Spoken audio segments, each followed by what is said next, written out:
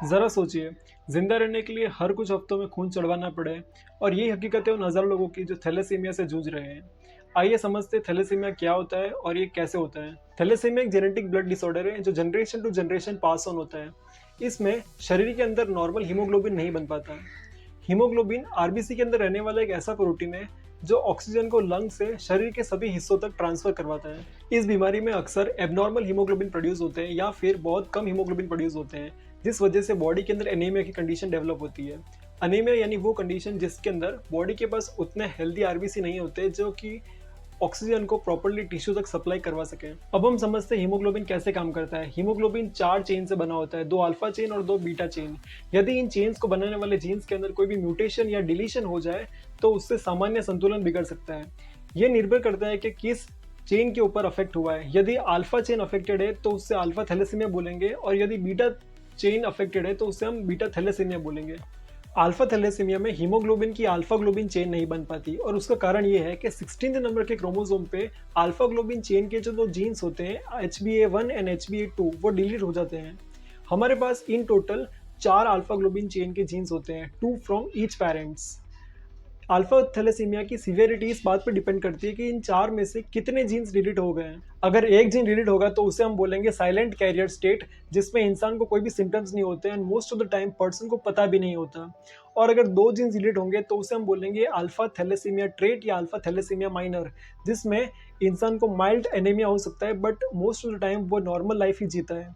और अगर 3 jeans delete होंगे तो उस कंडीशन को बोलेंगे हीमोग्लोबिन एच डिसीज, जो थोड़ी सीरियस कंडीशन होती है जिसके अंदर mild to moderate anaemia, enlarge spleen and bone deformities देखने को मिलती है। और अगर चारों 4 जीन्स डिलीटेड हो तो उस कंडीशन में न्यू बॉर्न हाइड्रोपिस फिटालिस की कंडीशन में बॉर्न होगा। अब हाइड्रोपिस फिटालिस यानी कि फीटस बिल्कुल भी नॉर्मल हीमोग्लोबिन प्रोड्यूस नहीं कर पाता और सीवियर एनीमिया देखने को मिलता है। और फीटस की बॉडी के अंदर फ्लूइड बढ़ जाने की वजह से बॉडी फूल जाती है क्योंकि लो ऑक्सीजन की वजह से हार्ट पंप नहीं कर पाता है। और ऐसे फीटस को अगर प्रॉपर ट्रीटमेंट नहीं दिया गया तो ये ऑलवेज फीटल कंडीशन होगी। या तो ये बेबीज वूम के अंदर ही मर जाएंगे जिसे स्टील बर्थ बोलेंगे, या तो तुरंत बर्थ के बाद। अब अगर बीटा थैलेसीमिया की बात करें तो इसमें हीमोग्लोबिन की बीटा ग्लोबिन चेन नहीं बन पाती क्योंकि क्रोमोसोम नंबर 11 के ऊपर बीटा ग्लोबिन चेन का जीन HBB या तो म्यूटेट या तो रिड्यूस हो जाता है। हर इंसान के पास बीटा ग्लोबिन चेन के 2 जीन्स होते हैं, 1 फ्रॉम ईच पेरेंट्स। इस म्यूटेशन के कारण या तो बीटा ग्लोबिन चेन का प्रोडक्शन बिल्कुल रिड्यूस हो जाएगा जिसे बीटा प्लस से रिप्रेजेंट करते हैं, या फिर इसका प्रोडक्शन बिल्कुल ही एब्सेंट हो जाएगा जिससे बीटा 0 से रिप्रेजेंट करते हैं। अगर एक जीन म्यूटेटेड होगा तो उस कंडीशन को हम बोलेंगे बीटा थैलेसीमिया ट्रेट या बीटा थैलेसीमिया माइनर। ऐसे में पेशेंट्स को कोई भी सिम्टम्स नहीं होते और वो नॉर्मल लाइफ जीते हैं। और अगर दोनों के दोनों ही जीन्स म्यूटेटेड होंगे तो उस कंडीशन को हम बोलेंगे बीटा थैलेसीमिया मेजर या कुलीज एनीमिया। और ऐसे में पेशेंट्स को काफ़ी सीरियस कंडीशंस झेलनी होती है। बीटा थैलेसीमिया वाले बच्चे नॉर्मली पैदा होते हैं बट 6 महीने के बाद इनके अंदर सिम्टम्स देखने को मिलते हैं। सिम्टम्स जैसे कि severe anaemia, yellowing of skin, delayed growth and enlarge spleen. ये सारे सिम्टम्स 6 महीने के बाद इसलिए दिखते हैं क्योंकि उससे पहले फीटस की हीमोग्लोबिन के अंदर वैसे भी बीटा ग्लोबिन चेन एब्सेंट होती है और उसकी जगह पे गामा ग्लोबिन चेन प्रेजेंट होती है। बट बर्थ के कुछ महीनों के बाद beta globin chain gamma globin chain को रिप्लेस कर देती है and that's when problem arises. और उसके बाद से ही लाइफ लॉन्ग ब्लड ट्रांसफ्यूजन की जरूरत पड़ती है। थैलेसीमिया के दोनों टाइप के बीच में बेसिक प्रॉब्लम ये है कि अल्फा और बीटा ग्लोबिन चेन के बीच में बैलेंस बिगड़ जाता है। जब कोई चेन कम बन पाती है तो दूसरी चेन जरूरत से ज्यादा बन जाती है और इसी इम्बैलेंस के कारण बोन मैरो में बन रहे आरबीसी को नुकसान पहुंचता है।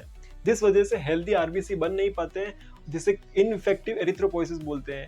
और थोड़े बहुत आरबीसी बन भी जाते हैं तो वो जल्दी टूट जाते हैं। और इन दोनों ही कारणों की वजह से शरीर में लगातार ब्लड की कमी रहती है जिसे क्रॉनिक एनीमिया बोलते हैं। इस एनीमिया की भरपाई करने के लिए बोन मैरो लगातार एक्सपैंड होती है जिस वजह से बोन डिफॉर्मिटीज देखने को मिलती है, स्पेशली फेस और स्कल के रीजन में। लिवर और स्प्लीन भी बड़े हो जाते हैं क्योंकि वे लगातार ब्लड को बनाने और डैमेज्ड आरबीसी को रिमूव कर रही होती है। बच्चों में क्रॉनिक एनीमिया की वजह से growth retardation, delayed puberty and higher risk of infection देखा जाता है। Thalassaemia autosomal recessive inheritance pattern follow करता है। ऑटोसोमल मींस इस डिसऑर्डर के जो जीन्स होंगे वो ऑटोसोमल क्रोमोसोम पे प्रेजेंट होंगे, यानी कि क्रोमोसोम नंबर 1 टू 22 पे प्रेजेंट होंगे। और इसका मतलब ये है कि मेल और फीमेल के अंदर ये डिसऑर्डर इक्वली देखने को मिलता है क्योंकि एक्स एंड वाई क्रोमोसोम के ऊपर इसके जीन्स नहीं होते हैं।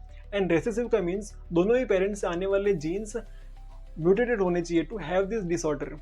और थैलेसीमिया की डायग्नोसिस की अगर बात करें तो CBC blood test and genetic testing करवा सकते हैं। ट्रीटमेंट की अगर बात करें तो थैलेसीमिया माइनर वाले पेशेंट्स को कोई भी ट्रीटमेंट की जरूरत नहीं होती है, उन्हें बस अपना ध्यान रखना होता है और कभी कभी फॉलिक एसिड के सप्लीमेंट्स ले सकते हैं ताकि बॉडी के अंदर हीमोग्लोबिन की कमी ना हो।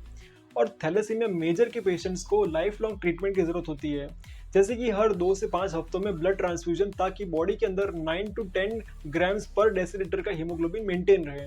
कभी कभी रेगुलर ब्लड ट्रांसफ्यूजन की वजह से बॉडी के अंदर आयरन एक्सेस ओवरलोड हो जाता है, जिस वजह से heart, liver and endocrine glands damage हो सकते हैं। इससे बचने के लिए कई बार पेशेंट्स आयरन चिलेशन थेरेपी लेते हैं। उसके लिए कई सारी मेडिसिन अवेलेबल है, जैसे कि deferoxamine, deferasirox and deferiprone. Permanent treatment की अगर बात करें तो stem cell transplant and bone marrow transplant available है, बट ये सबके लिए नहीं, क्योंकि इसके लिए डोनर ढूंढना मुश्किल है और इसकी कॉस्ट भी बहुत ज़्यादा है, almost 12 to 35 lakh rupees. Bone marrow transplant के लिए डोनर का एचएलए टाइप मैच होना चाहिए। हाल के वर्षों में जीन थेरेपी ने काफ़ी उम्मीद जगाई है, जैसे कि ज़ेंटेग्लो। ये एक जेनेटिक थेरेपी बीटा थैलेसीमिया के लिए कुछ देशों में जैसे कि अमेरिका एंड यूरोप में अप्रूव्ड है, बट ये अभी तक इंडिया में अवेलेबल नहीं। इस थेरेपी में बेसिकली एक मॉडिफाइड लेंटिवायरल वेक्टर बीटा थैलेसीमिया की एक फंक्शनल कॉपी के साथ पेशेंट के हिमेटोपोएटिक स्टेम सेल में इंट्रोड्यूस किया जाता है। यूएसए में ज़ेंटेग्लो की कीमत $2.8 मिलियन यानी कि 23 करोड़ इंडियन रुपीस है, और यूरोप में इसकी प्राइस 1.575 यूरोज यानी कि 14 करोड़ इंडियन रुपीस है। इसके अलावा क्रिस्पर कैस9 भी ट्रायल फेज में, जो फ्यूचर में काफ़ी अच्छा ट्रीटमेंट हो सकता है।